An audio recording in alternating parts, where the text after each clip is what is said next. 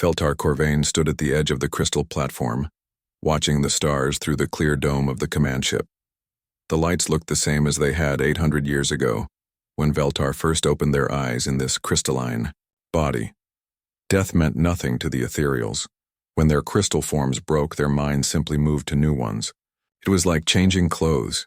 The War Council meeting would start soon. Representatives from 12 different species would gather to discuss the Void Swarm threat.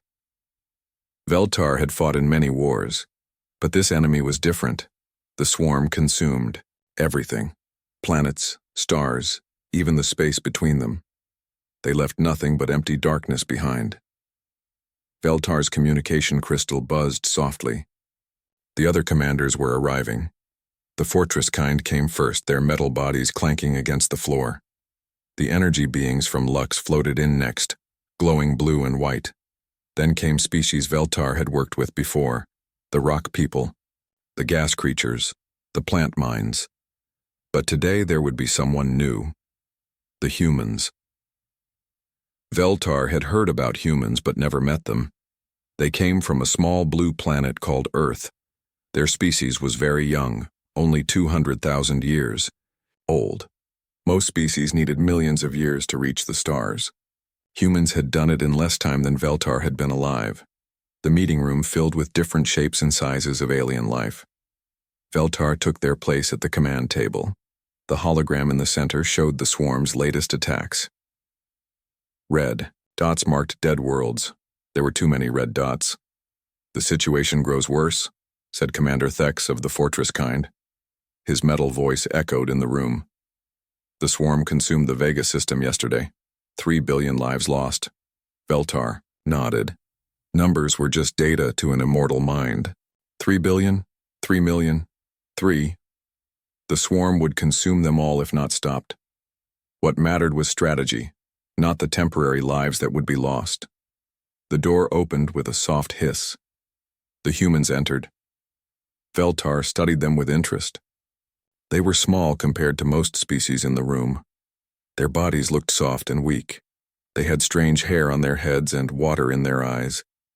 But something about the way they moved caught Veltar's attention. They walked with purpose, like they were carrying something heavy. The human leader stepped forward. He was not tall, with dark hair and serious eyes. His uniform was different from the other species.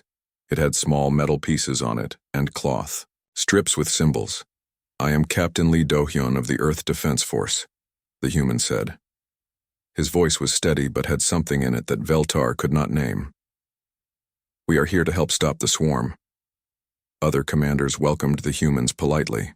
Veltar watched as Captain Lee introduced his team. There was Dr. Park Ji-won, a female human who worked as both soldier and healer. Private Choi Minho looked very young, barely an adult by human standards. Sergeant Kim Haeun had scars on her hands and a hard look in her eyes. The war briefing began. Veltar presented the tactical situation with clear logic. The swarm moved, in patterns.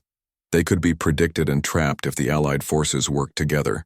Each species would use their natural abilities. Ethereals would scout and coordinate. Fortress kind would provide heavy defense. Energy beings would power the weapons. "What about the humans?" asked Commander Zeph of the plant mines. "What special ability do your people have?" Captain Lee was quiet for a moment. The other humans looked at each other. Finally, Lee spoke. "We die," he said simply. The room became silent. Even the energy beings stopped glowing for a moment. "All species die," said Commander Thex.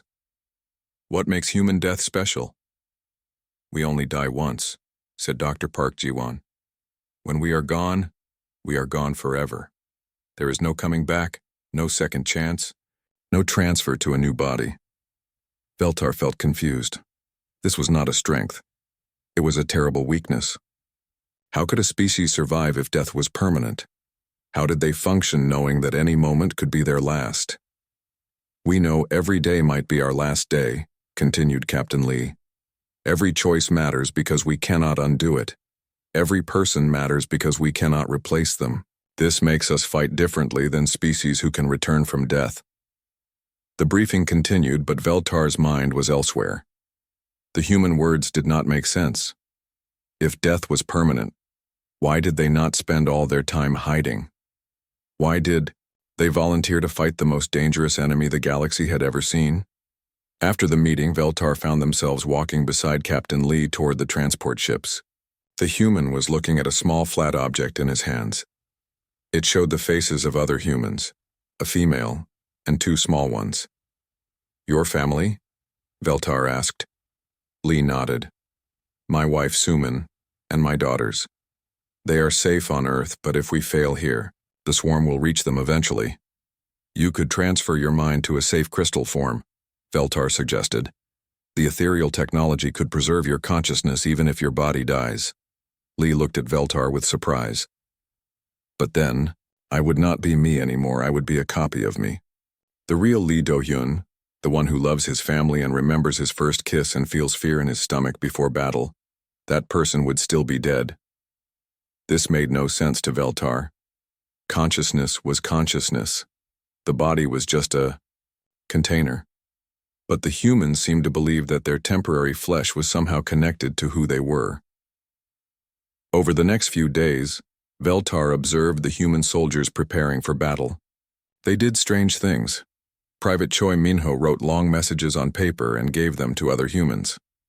Dr. Park Ji-won spent hours looking at pictures on her communication device.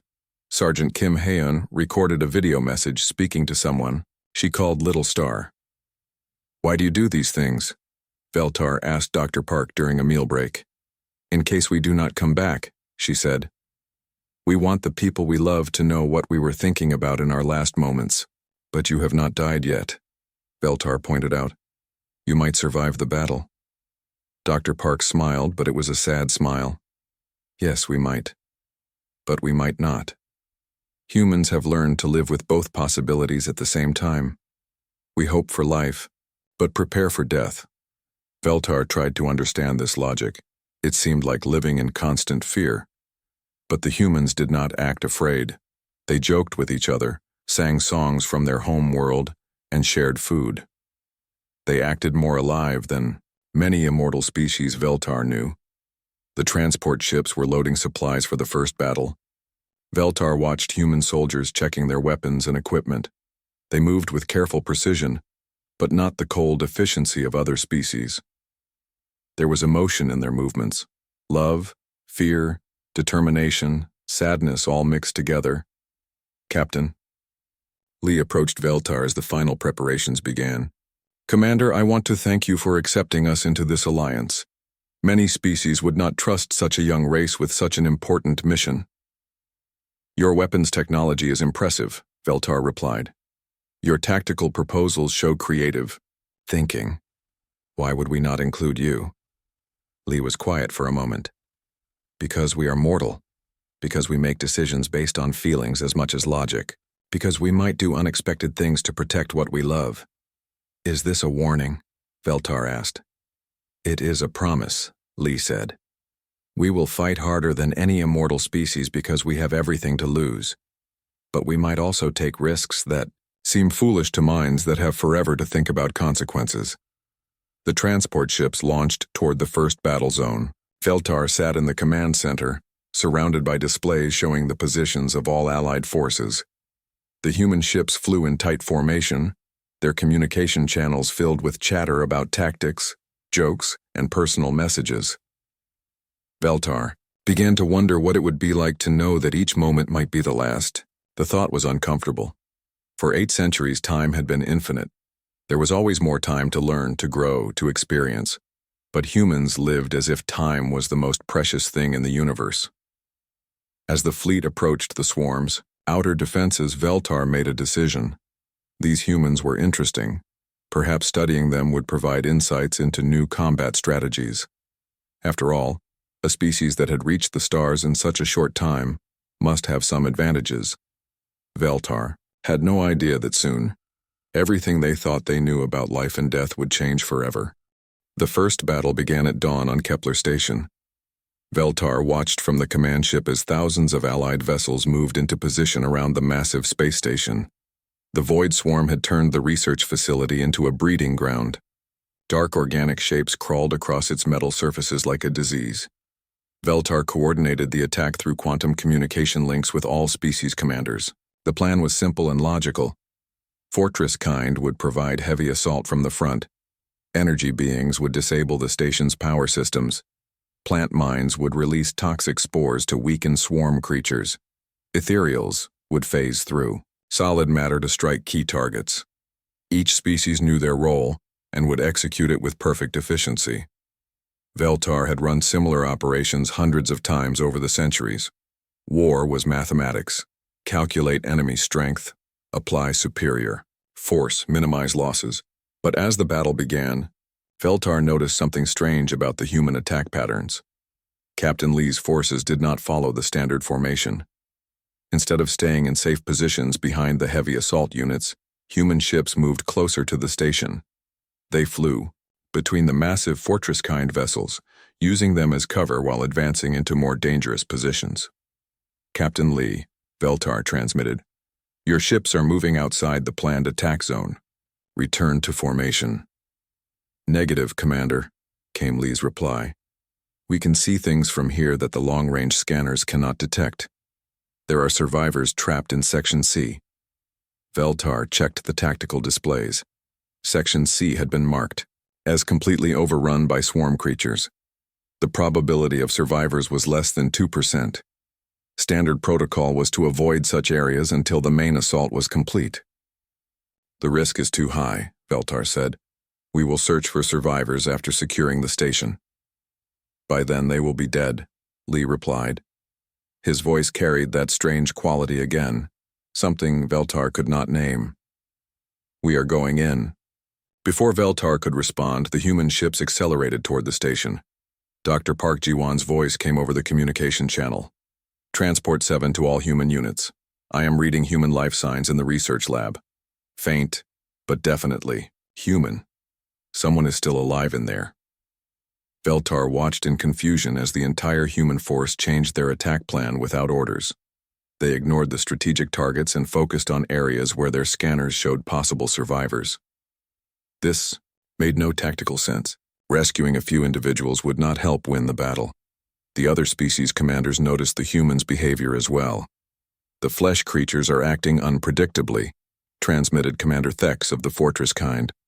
"Should we correct their course?" "Let them waste their resources on impossible rescues," replied Commander Zeph of the plant mines. "More glory for the rest of us." But Veltar kept watching the human ships with growing interest.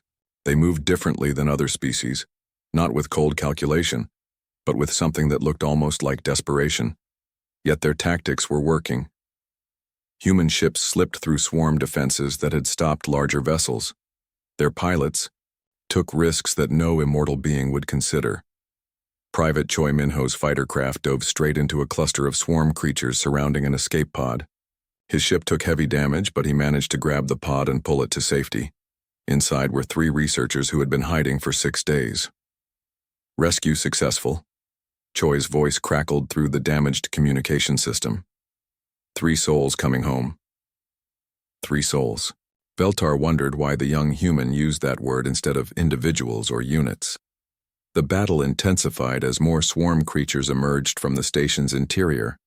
These were the warrior forms, 10 times larger than the scouts, with razor-sharp claws and acid blood. They moved like liquid shadow, appearing and disappearing through the station's corridors. Sergeant Kim Hae-eun led a demolition team onto the station itself. Their job was to plant explosives in the swarm breeding chambers. It was dangerous work. One mistake would mean death for the entire team. Veltar monitored their progress through helmet cameras. The humans moved through dark corridors filled with alien growth. Strange organic pipes pulsed along the walls.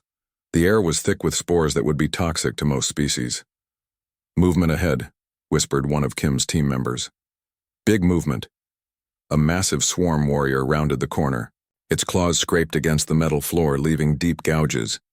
Most species would retreat and call for heavy support. But Kim made a different choice.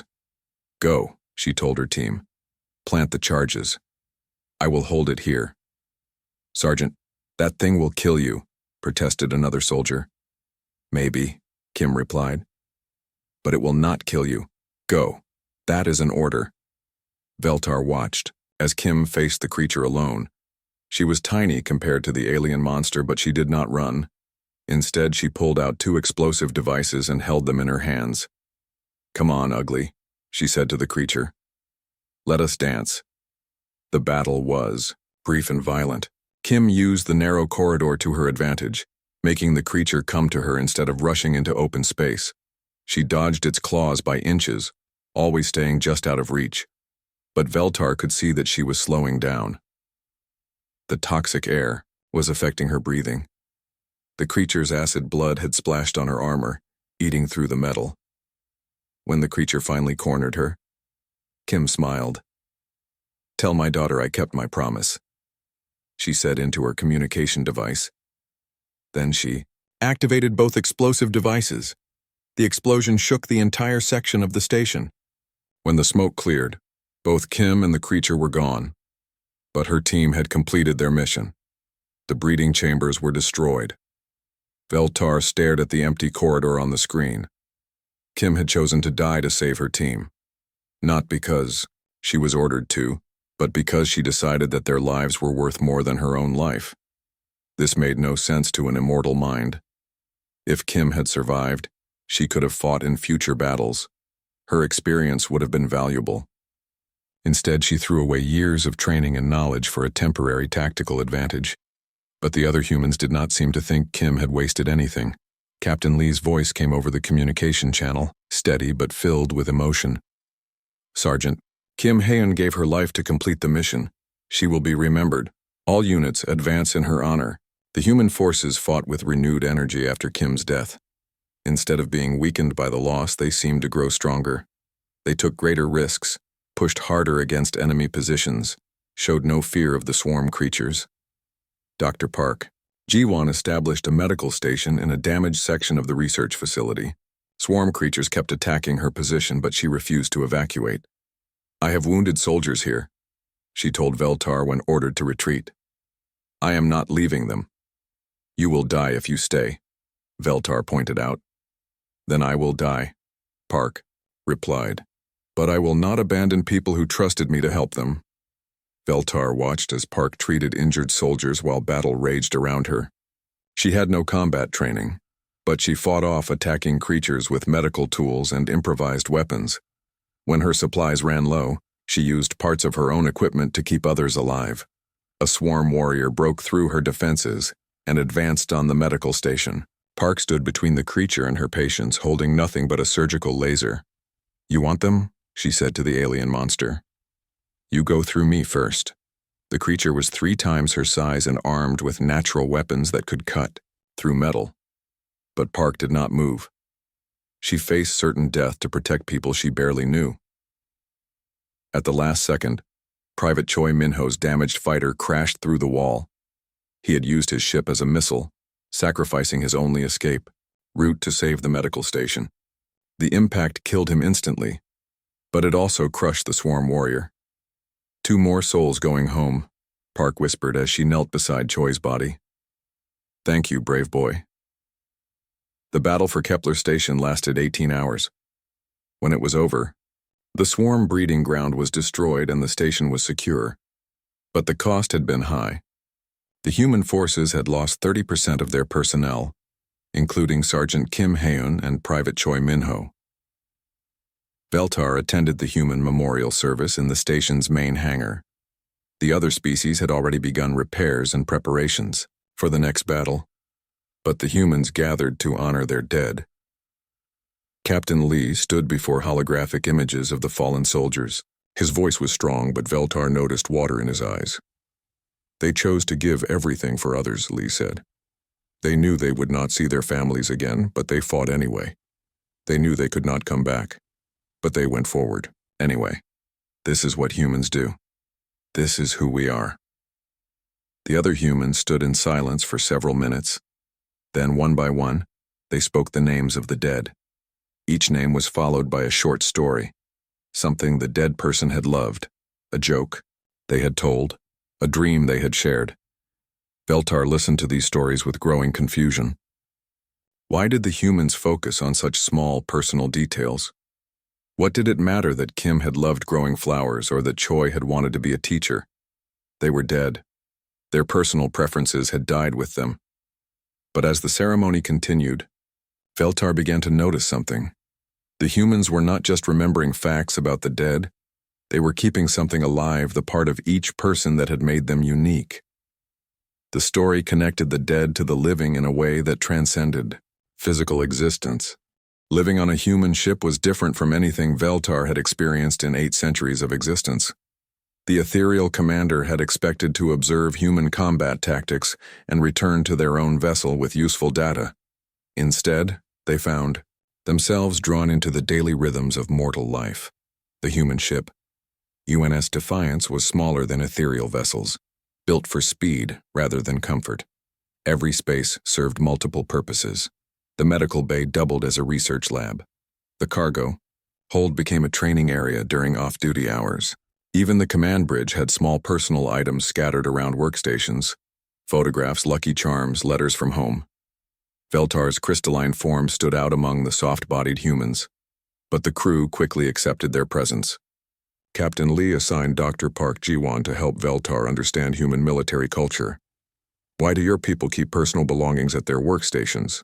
Veltar asked as they watched the bridge crew during a routine shift. "These items serve no tactical purpose." Park smiled while adjusting a medical scanner. She had a small holographic cube on her console showing 2 humans embracing. "That is my brother Ji-hoon and his new wife," she explained. "I will probably never see them again if this war continues, but looking at their happiness helps me remember why we fight." "You could store this image in your memory," Veltar pointed out. "The physical object is unnecessary." "Memory fades," Park said quietly.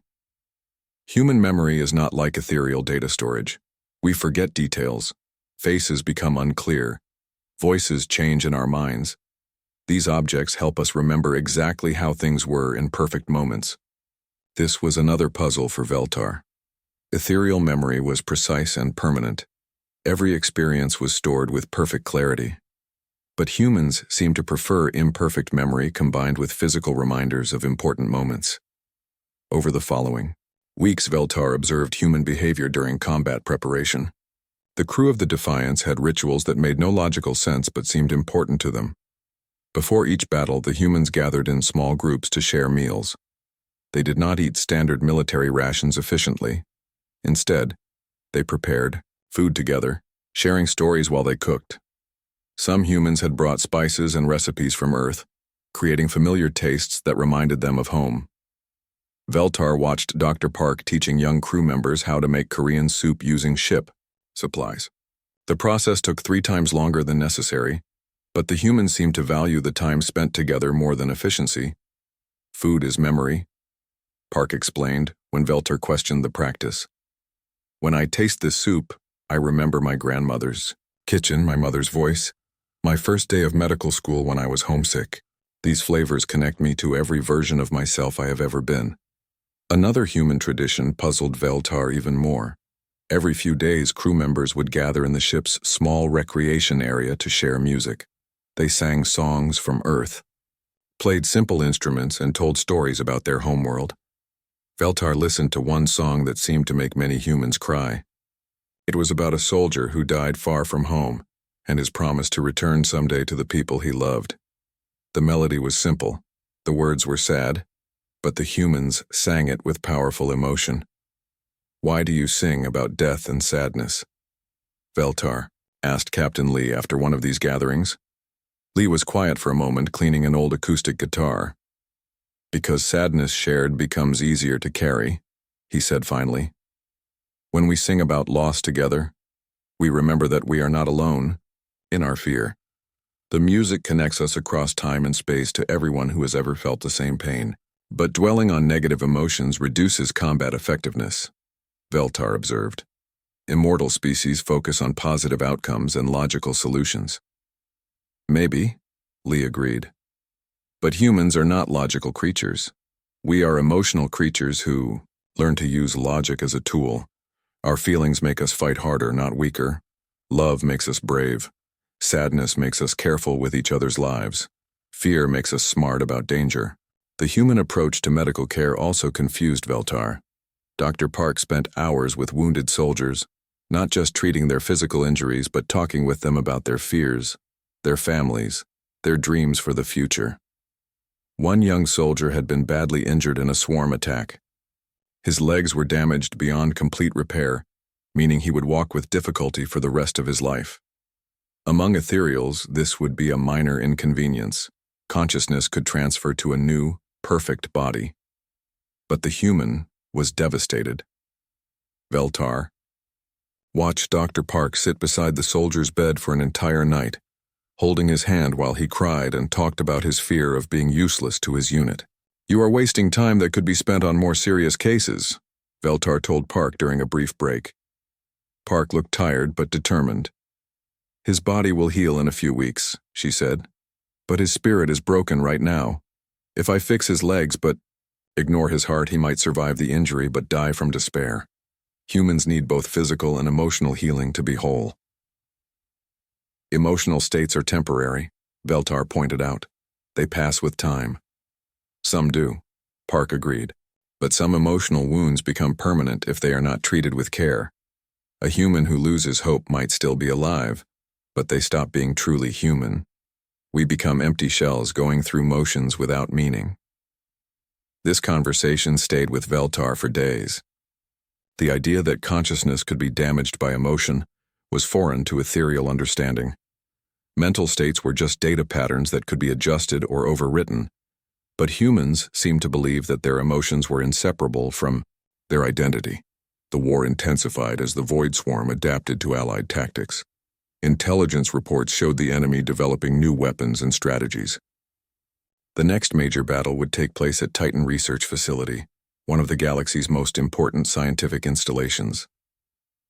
As the fleet approached the target system, Veltar noticed changes in the human crew's behavior.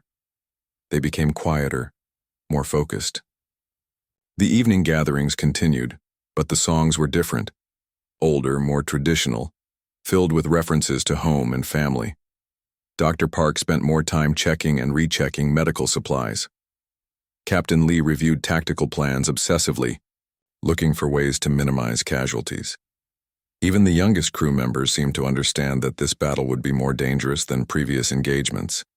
"Are you afraid?" Veltar asked Captain Lee as they studied enemy positions on the bridge displays. "Terrified," Lee admitted without hesitation. "The swarm has learned from our previous attacks. They know how humans fight now. They will be ready for our tactics." "Then why do you continue? You could request transfer to a safer assignment."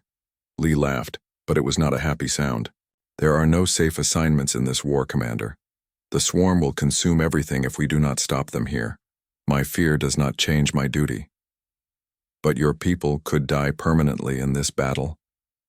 "Yes," Lee said simply. "They could. But they could also live. They could save millions of other lives. They could make a difference that echoes across generations. Fear of death cannot be stronger than love of life."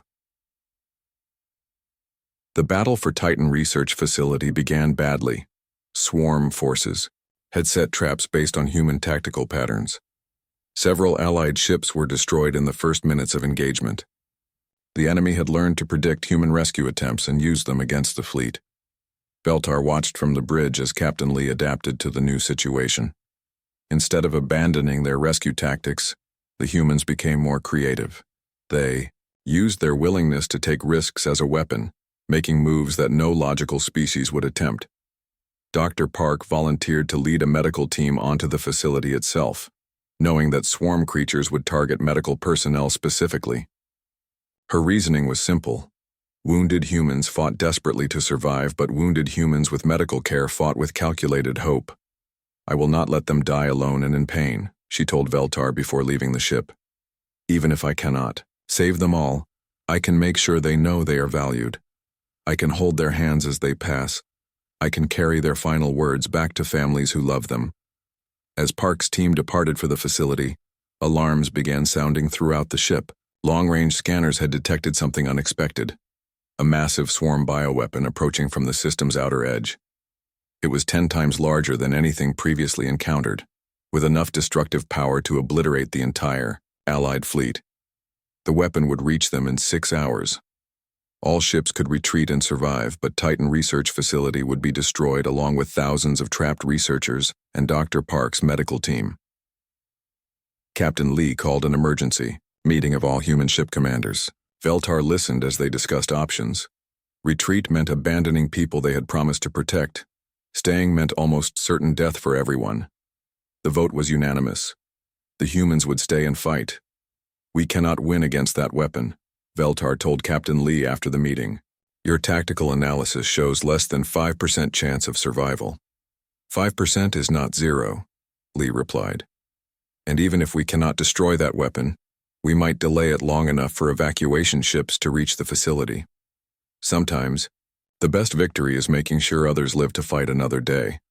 But as the hours passed, the situation grew worse. The bioweapon was larger and more powerful than initial scans indicated. The massive swarm bioweapon filled the view screen like a living nightmare. It was shaped like a giant insect, but made of dark organic matter that seemed to absorb light. Thousands of smaller creatures clung to its surface, ready to spread across. Titan Research Facility like a plague. Veltar's crystalline form flickered weakly in the command chair. The damage to their consciousness matrix was getting worse. Each moment brought the alien commander closer to true death, the permanent ending that humans faced every day of their lives. "Status report," Captain Lee called to his bridge crew. The human's voice was steady despite the hopeless situation. "Bioweapon will reach the facility in 43 minutes, reported the navigation officer. "All evacuation ships are still 3 hours away. Dr. Park's medical team is trapped in Section 7 with approximately 200 researchers." "Human fleet strength?" Lee asked. 12 ships operational, 8 heavily damaged. Enemy forces outnumber us 50 to 1. Veltar listened to these numbers with new understanding.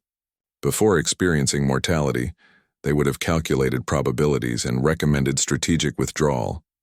The numbers clearly showed that victory was impossible.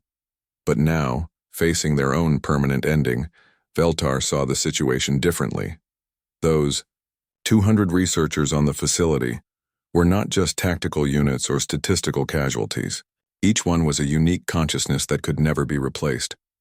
Dr. Park was down there, probably treating wounded people even as swarm creatures hunted her through dark corridors. Her knowledge, her compassion, her memories of growing up on Earth. All of that would be lost forever if the bioweapon reached the facility. "Captain," Veltar said weakly, "I have an idea.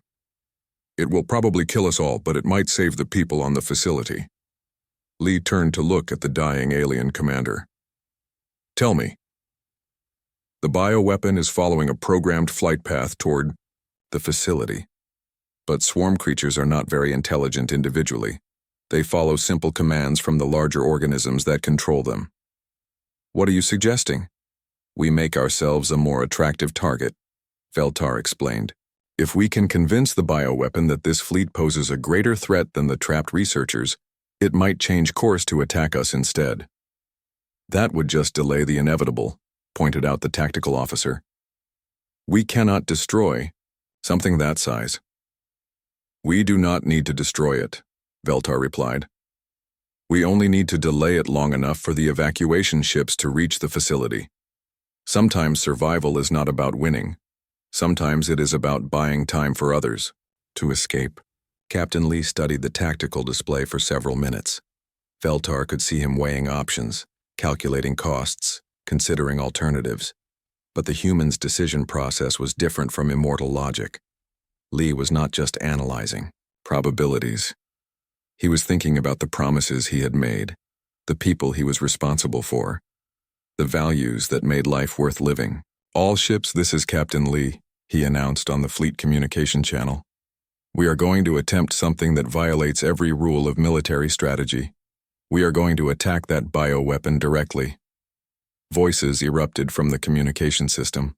Other ship commanders protested, pointed out the impossibility of the mission, demanded alternative plans. But Lee continued speaking. "I know the odds. I know most of us will not survive this. But Dr. Park and 200 researchers are counting on us to buy them time. Our families back on Earth are counting on us to stop the swarm from spreading further. Sometimes being human means doing the impossible because it is right. One by one, the other human commanders agreed to the plan. Not because it made strategic sense, but because abandoning their comrades was unthinkable. Veltar listened with growing amazement as 12 ship crews prepared to sacrifice themselves for people they might never meet. The attack began with a desperate charge toward the bioweapon. Human ships were tiny compared to the massive swarm creature, but they used their size advantage to dart between its defensive weapons. They concentrated their fire on sensor clusters and control nodes, trying to confuse the bioweapon's navigation systems. Veltar's failing consciousness focused on coordinating the attack. Even dying, the alien commander could still process tactical data faster than human minds. They guided the fleet through the bioweapon's defenses, finding weak points in its organic armor. Hit the neural cluster on the port side, Veltar transmitted, to the nearest attack group. That controls movement toward the facility. 3 human ships dove toward the target, ignoring the defensive fire that destroyed one of them immediately. The remaining 2 ships delivered their payload directly into the bioweapon's nerve center. The massive creature shuddered and changed course slightly. "It is working," reported the navigation officer. "Bioweapon is turning toward our position." But the cost was terrible. Human ships were being destroyed faster than they could inflict meaningful damage. The Defiance shook under enemy fire, its hull breached in multiple locations. Veltar felt their crystalline form becoming more transparent as life support systems failed. Captain Lee moved through the bridge, coordinating repairs while maintaining the attack. Blood ran down his face from a head wound, but his voice remained calm and determined. Veltar watched him with new understanding of human courage. For immortal species, bravery meant taking calculated risks with high probability of success. But human courage was different. It meant doing what needed to be done regardless of personal consequences. It meant choosing love over fear, duty over safety, hope over despair. "Captain," called the communication officer, "Dr. Park is trying to reach us from the facility." Park's voice came through heavy static and interference. She sounded exhausted but determined. "Defiance, this is Park. I can see the bioweapon changing course toward your position. You magnificent idiots. What are you doing?" "Buying you time." "Doctor?" Lee replied. "How are the evacuations going?" "We have most of the researchers gathered in the main hangar, but swarm creatures are closing in. I estimate 15 more minutes before our position is overrun." Lee checked his tactical display. The evacuation ships were still over an hour away. Even if the human fleet could keep the bioweapon busy for that long, Dr. Park and the researchers would be killed by swarm ground forces. "Doctor, can you get to the facility's main reactor?" Lee asked. "Probably, but why would I want to do that?" "Because you are going to overload it and destroy the entire facility." The communication channel was silent for several seconds. Then Dr. Park laughed. Not with humor, but with the desperate sound of someone who had just realized the only way out of an impossible situation. "That will kill everyone still on the facility," she said. "The reactor explosion will also destroy most of the swarm ground forces and damage the bioweapon," Lee explained. "It is the only way to make sure the evacuation ships can approach safely." Another long silence. Veltar could imagine Dr. Park looking at the researchers she had promised to protect, calculating the same terrible mathematics that Lee had been forced to consider. "How long do you need us to delay the reactor overload?" she asked finally. 30 minutes. "Can you hold the hangar that long?" "We will find a way," Park replied. "Take care of yourselves up there. I want to see some familiar faces when this is over." Both humans knew that was unlikely. The reactor explosion would destroy the facility, but the evacuation ships might still arrive in time to rescue survivors from the hangar bay. It was a desperate gamble with lives they cared about. The battle in space continued with increasing violence. The bioweapon had fully turned toward the human fleet, abandoning its course toward the facility. Its weapons carved through human ships like they were made of paper. But each destroyed vessel had bought precious minutes for the people trapped below. Veltar's consciousness was fading rapidly. Their crystalline form was becoming transparent, systems failing one by one. Soon, they would experience what every human faced: the final ending, the permanent silence, the absolute conclusion of individual existence. But as death approached, Veltar felt something unexpected. Not just fear or regret, but a strange kind of peace. They had chosen to spend their last moments helping others survive. They had used their final thoughts to guide weapons that might save lives. In learning to face death, Veltar had discovered what made life meaningful. "Captain," Veltar whispered, their voice barely audible. "It has been an honor to serve with humans." Lee turned from his tactical display to look at the dying alien commander. "The honor was ours, Veltar. You chose to become mortal to help us. That took courage I am not sure any human could match." "I think you are wrong," Veltar replied. "Humans choose mortality every day. You wake up knowing you might not see another dawn, but you still get out of bed. You love people knowing you will lose them. You fight battles knowing you might not survive. This is not just courage, it is wisdom." The Defiance shuddered under a massive impact. Warning lights flashed red across the bridge. The ship was dying, but it was still fighting. "Bioweapon is launching boarding pods," reported the tactical officer. "Swarm creatures will be on our ship in minutes." Captain Lee checked the time display. 22 minutes until Dr. Park overloaded the reactor. 8 more minutes than they had hoped for, but probably not enough. "All crew prepare for close combat." Veltar opened their eyes to find themselves in a new crystalline body aboard an ethereal medical ship. The quantum consciousness transfer had worked after all. Backup systems had activated at the moment of death, preserving their mind and moving into fresh crystal matrix. They were immortal again. But something was different. The new body felt strange, foreign. For weeks, Veltar had lived with the constant awareness of mortality, the knowledge that each moment might be their last. Now that weight was gone, but instead of relief, they felt empty. "Commander Veltar," said the medical technician, a young ethereal named Kesara, "your consciousness transfer was successful. All memories and personality patterns have been preserved intact. You should feel no different than before your previous body's destruction." But Veltar did feel different. They remembered Captain Lee's steady voice as the ship died around them. They remembered Dr. Park's determination to save people she barely knew. They remembered the human crew members preparing to fight swarm creatures with improvised weapons, knowing they would lose but fighting anyway. "What happened to the human fleet?" Veltar asked. Kesara consulted a datapad. "The tactical reports show complete destruction of all human vessels in that engagement. However, their sacrifice was not without purpose. The bioweapon was delayed long enough for Dr. Park to overload the facility's reactor. The explosion destroyed most swarm ground forces and damaged the bioweapon severely. And Dr. Park? She died in the reactor explosion, along with approximately 50 researchers who could not reach the evacuation zone in time. However, 150 humans were rescued by the evacuation ships that arrived shortly after the blast." Veltar stood slowly, testing the new crystalline form. The body worked perfectly, but it felt hollow somehow. All those humans, Lee Park, the crew of the Defiance, the researchers on the facility, they had faced permanent death to save others. They had given up their only existence to buy time for people to escape. "I want to see the memorial service," Veltar said. Kesara looked confused. "Memorial service? The humans will hold a ceremony to honor their dead. I want to observe it." "Commander, with respect, you have been dead for 3 days. Surely there are more important duties to attend to than observing primitive mourning." "Rituals?" But Veltar was already walking toward the transport bay. For the first time in 8 centuries, they understood that some things were more important than duty, or efficiency, or logical priorities.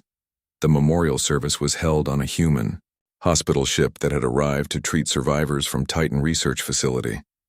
Veltar entered the ship's main hangar to find hundreds of humans gathered in quiet rows. At the front of the space, holographic images showed the faces of the dead. Captain Lee's image smiled from the display, wearing his dress uniform. Beside him was Dr. Park, looking serious but kind in her medical coat. The faces of the Defiance crew members filled the rest of the display. Young and old, men and women, all united by their choice to die for others. A human admiral named Kim stood before the assembly. Veltar recognized him from military briefings, an older man with gray hair and tired eyes who had been fighting the Void Swarm longer than anyone else. "We are here to remember heroes," Admiral Kim began. "Not because they were perfect, not because they were fearless, but because they chose to put others before themselves when it mattered most." Veltar listened as the Admiral told stories about each of the dead. Captain Lee, who had written letters to his daughters every night of the war, telling them about the planets he had seen and the friends he had made among alien species. Dr. Park, who had volunteered for the most dangerous assignments because she could not stand the thought of wounded people dying alone. The crew members of the Defiance were remembered too. The young navigation officer who had dreamed of becoming a teacher after the war. The engineer who had sent most of her pay home to support her elderly parents. The communications specialist who had learned to speak 6 alien languages because he believed understanding led to friendship. But the memorial was not just about reciting facts. As each person was remembered, surviving crew members shared personal stories. They talked about jokes Lee had told during stressful moments. They remembered Park's habit of humming while she worked. They described the small kindnesses that had made their shipmates special. Veltar found themselves thinking about their own species' approach to death. When an ethereal's body was destroyed, there was no ceremony, no mourning, no remembrance. The consciousness simply moved to a new crystal form and continued existing. But listening to the human memorial, Veltar realized something important was lost in that process. The humans were not just remembering the dead, they were keeping them alive in a different way. Through stories and memories, through the values they had taught and the love they had shared, the dead continued to influence the living.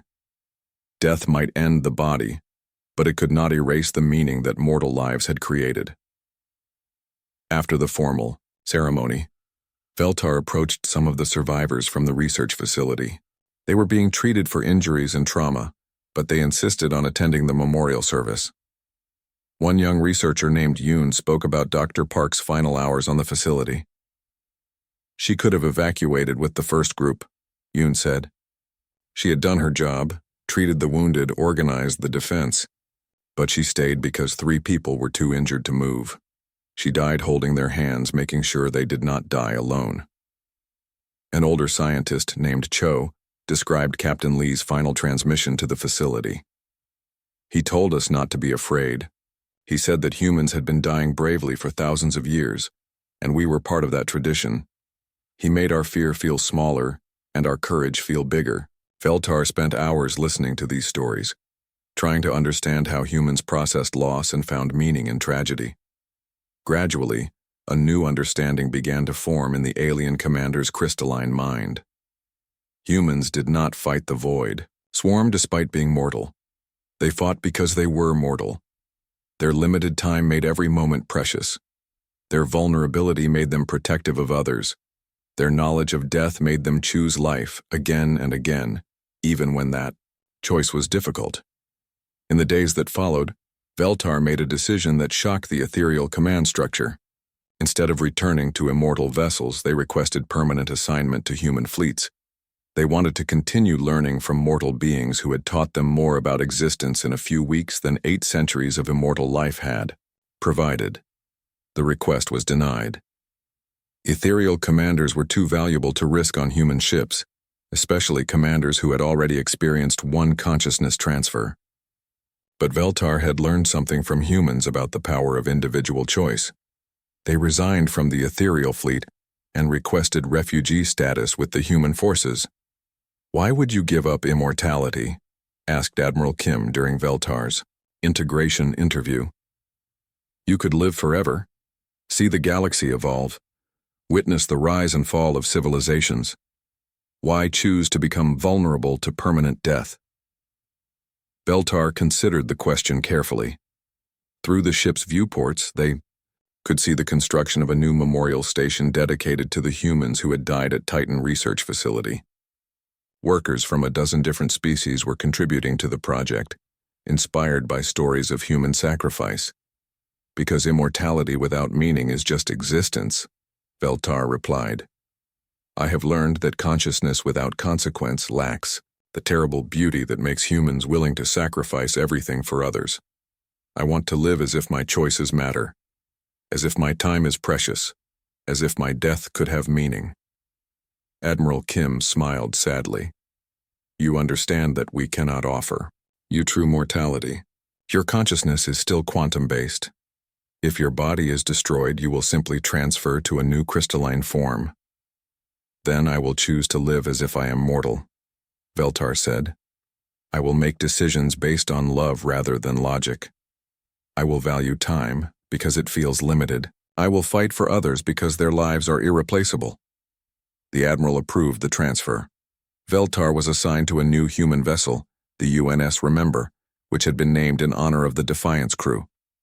The ship's mission was to continue the war against the Void Swarm while carrying the memory of those who had died fighting them. Months passed. The war continued across multiple star systems. Veltar served as tactical advisor to human forces, but their role had changed. Instead of providing cold strategic analysis, they helped human commanders find ways to minimize casualties while achieving objectives. They had learned to value individual lives over tactical efficiency. The memorial station at the former site of Titan Research Facility became a pilgrimage destination for multiple species. Beings who had never understood human concepts of sacrifice and remembrance came to learn about mortality and meaning. Some, like Veltar, chose to live differently after visiting the memorial. Dr. Park's brother Jihoon came to visit the station during its dedication ceremony. He spoke about his sister's life before the war, her love of growing plants, her dream of becoming a teacher, her habit of collecting recipes from different planets. My sister died to save strangers, he said during the ceremony, but she also lived to help everyone she met. She chose compassion over safety, service over comfort, love over fear.